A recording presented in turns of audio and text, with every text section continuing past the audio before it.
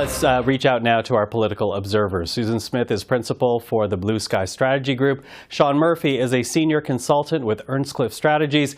And Peggy Nash is a former NDP member of Parliament and now senior advisor at Toronto Metropolitan University. Hello to the three of you. Hello, Michael. Hello. Hello. Susan, I'm going to get you to start us off here. You know, we were all watching Mr. Barton's testimony very closely yesterday. What did you make of it? Well, he's a thoughtful person, obviously. It's very clear that he's been not part of McKinsey for more than 3.5 years. He divested of his shares. He's not involved in the business operations at all. And it was also apparent that it was a bit of a witch hunt, I think. They're trying, instead of the committee doing good work so far and examining why the public service is reaching out for so many external consultant contracts, they seem to be zeroing in just on McKinsey. They think because there's a political fire there, perhaps. I think the smart thing that Mr. Barton suggested, and others, I believe the NDP suggested, and Peggy, you'll probably talk about this, is that the committee study the broader question of why the public service is reaching out so much for external consultant help. Is it a lack of capacity? Is it speed? Was it COVID that caused so much of this to take place? And that to me was the big takeaway on the committee. Why isn't the committee doing a bigger, broader job that's kind of more beneficial to Canadians on that front? Mm-hmm. Sean, I'll get you to pick it up because it has been, to Susan's point, it has been Conservatives who've been using Mr. Barton's name, tying it to these government contracts. I'm wondering, from your vantage point, did his testimony diminish the case that's being made, the point that's being made by Conservative politicians? I don't think it diminishes the point at all. I watched his testimony yesterday, and I was struck that somebody who has been lauded for having such a profound depth of knowledge and such a stellar contact list seemed to know nothing and seemed to know no one as this was all going on. But his testimony yesterday, he tended to plead ignorance on all these things, and I think that's up for the committee to decide whether they take him at his word on whether or not he knew what was going on. I think there are still very important questions that remain on why it is that the government would choose to do so much business, over $100 million worth of business, with a company that has been involved in so many of these scandals. You think of having to pay settlements for their role in advising Purdue Pharma on how to turbocharge sales of OxyContin and turbocharge the opioid crisis, on how McKinsey had held corporate retreats next to a concentration camp in China. So the questions remain: why would the government want to do so much business with a company like this? So whatever you thought of Mr. Barton's testimony yesterday, it does not end with Mr. Barton. There are still plenty of questions and plenty for this committee to dig into. Peggy, what did you make of it? Well, I thought Dominic Barton was very skillful at delivering the message that the buck didn't stop with him, that even though when he was the head of this global corporation, he really didn't know in a deep way what was going on in many of the files, and that there was really nothing for the public or the committee to see in terms of personal relationships with the prime minister or the finance minister, when it seemed to the public that, in fact, they did have a closer relationship. But be that as it may, I think there's two valid points. One is around why have so much contracting out in general, and Gord Johns, the NDP member of the committee, was pushing for a broader examination. But I also have to agree, why McKinsey? They have such a bad reputation around the world, whether it's in France with the Macron government, the South African government, the Saudis, obviously around Purdue Pharma and the conflict of interest because they were also advising the Food and Drug Administration. So I think there are serious questions about why the government went to McKinsey, and perhaps it's up to the government to answer that. But secondly, I think that I agree, the bigger question is, why so much contracting out? You certainly have less public scrutiny when private contractors are performing the work. Was that part of the reason? Will we know what advice was being specifically given, and was that advice taken? I think these are questions that really only the government will be able to answer. Well, that's interesting. And Susan, I'll bring you back in here because we did hear from Carleton University Prof. Amanda Clark on Monday, and she was describing the whole McKinsey affair as being a distraction to the larger issue that there are so many public contracts going out to private consultants. I'm wondering, given this controversy, do you think it's going to change the way government does business going forward? Michael, it depends what the outcome is. It depends if there's a proper, if the committee does a proper study, and instead of just going after one company, that they take a bigger step back, they act more like adults and look at the overall contracting issue, trying to understand where the gaps are. PSPC, Public Works and Procurement Canada, I'll get the acronym wrong at the moment, has a very rigorous process for any company that's trying to do work with government.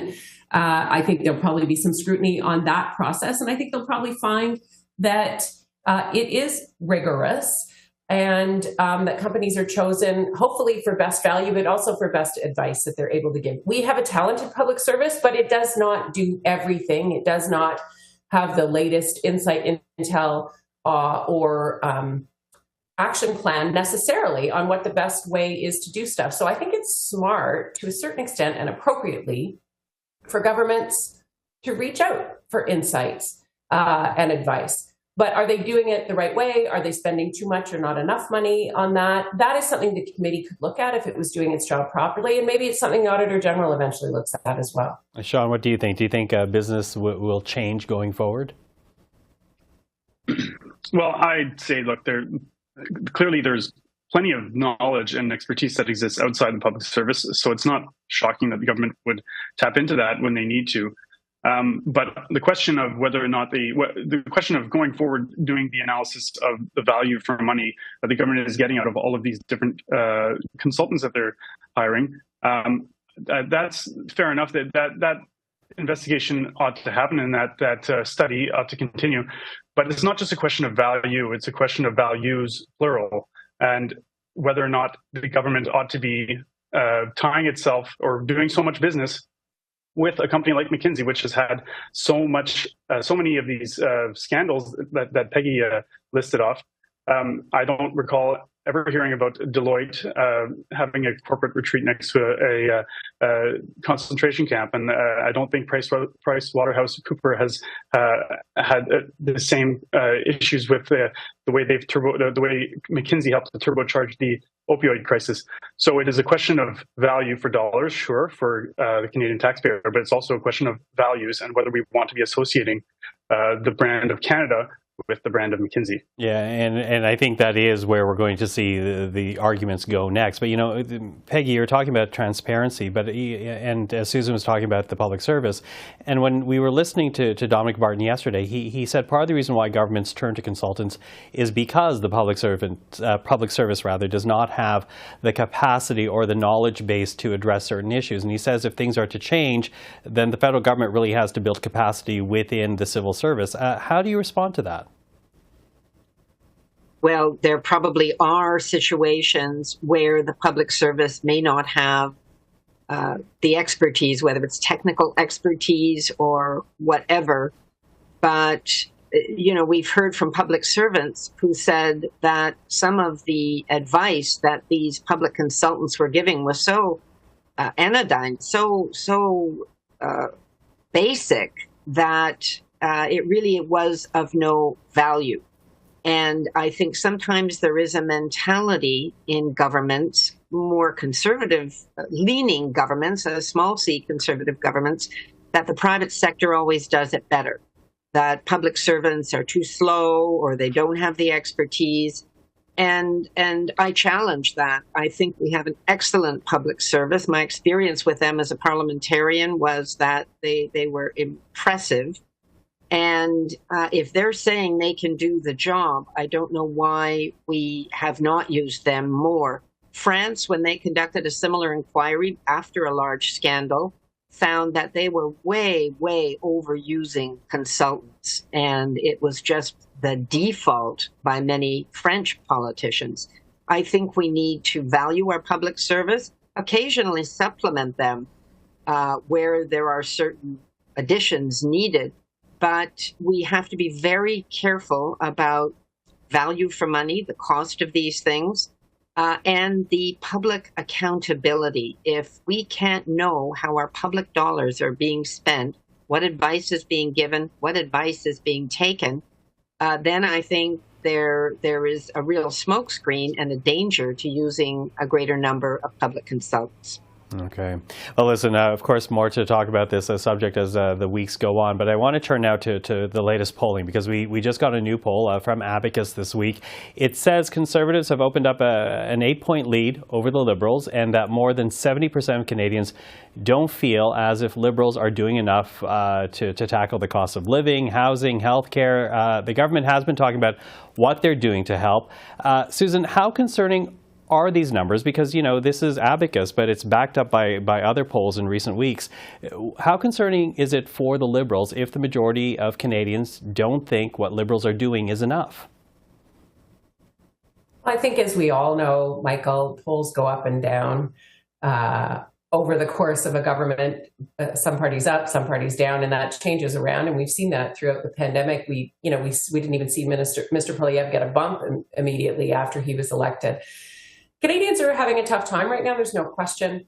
They're watching interest rates go up. That's the Bank of Canada policy. Unlike what Mr. Poilievre thinks that it's a political decision, it's not. There are challenges with affordability in terms of supply and demand, food prices, labor shortages. All of these things are impacting people. So people are frustrated, and they look at who's got their hands on the levers at the moment of the day when the poll is asked. But we're a long way from an election. I think the Liberals are paying very close attention to that. They're listening to their MPs. They're listening to what people have at the door. They're putting in place programs like dental care, like child care, like rental rebates. They are listening to people from an affordability perspective. The inflation is cooling down. I talked to friends in Argentina last week, 95% level of inflation in Argentina. It doesn't take away from the tough challenges that Canadians are having here. But I think over time, we're a long way away from an election, as I said. Maybe at the moment they think the Conservatives are a better option. Is not something I personally would be worried about at the moment. I do think the Liberals keep an eye on it, and they make sure that what they're doing is reflective of what Canadians are asking them to do. And I think they're doing it. Sean? Yeah, excuse me. I agree with Susan. We are a long way away from an election. I don't see the NDP pulling the plug on this government anytime soon. And I suspect that when we do go to an election, it'll be the government pulling the plug on themselves, and that'll be when the poll numbers are a lot better for them. So it won't be anytime soon. I don't think that I think the Conservatives will be happy with this number, but they will not rest on their laurels. They will double down and continue to speak to Canadians where they are about these issues of affordability, about the healthcare issues that are happening across the country, and about the challenges in service delivery from the federal government. And so all these things that have piled up over the years throughout COVID, post-COVID, all these things have been happening under the watch of the current government. So it's no surprise that while Canadians are struggling through all these things, that it's reflected in the polling, and is the people who are in charge, whether fair or not, they're the ones who are going to wear all this. So in any case, I agree with Susan. The election isn't anytime soon, so while these horse races happen between elections and these pollings, the polling is interesting to keep track of. I don't think it's indicative of any future government yet. Peggy, to you? Yes, I agree that the polling is not predictive. I think it indicates, as has been said, that Canadians are going through a very tough time. Somebody with a mortgage that's rising, the price of rent, food, we know all of the costs are going up. People are really feeling squeezed right now. I mean, I have to say, I see it on city streets, the amount of poverty and real concern. I would say that I think the polling numbers are good for New Democrats in the sense that if the Liberals are not feeling really confident of a better outcome, they're less likely to pull the plug on themselves, as Sean said. And the NDP would know that they are more likely to be able to achieve more with a Liberal minority government in the current circumstances than they might be risking coming back to a majority election, whatever party. So I think we're not into an election anytime soon. And these numbers indicate there's going to be a lot of horse trading still to come. And I think for Pierre Poilievre, he's got work to do on his personal image. But in terms of his messages around the economy, he had some foresight predicting that this would be a difficult time for Canadians. And I think he has played that hand well. Mm-hmm. Okay, well, listen, to the three of you, I'm going to end it there for this week. I was hoping to talk about healthcare given the First Minister's meeting on Tuesday, but of course we have time to do that next week. But for now, Susan, Sean, Peggy, really appreciate the time. Thank you for joining us tonight. Thanks for having us. Thank you.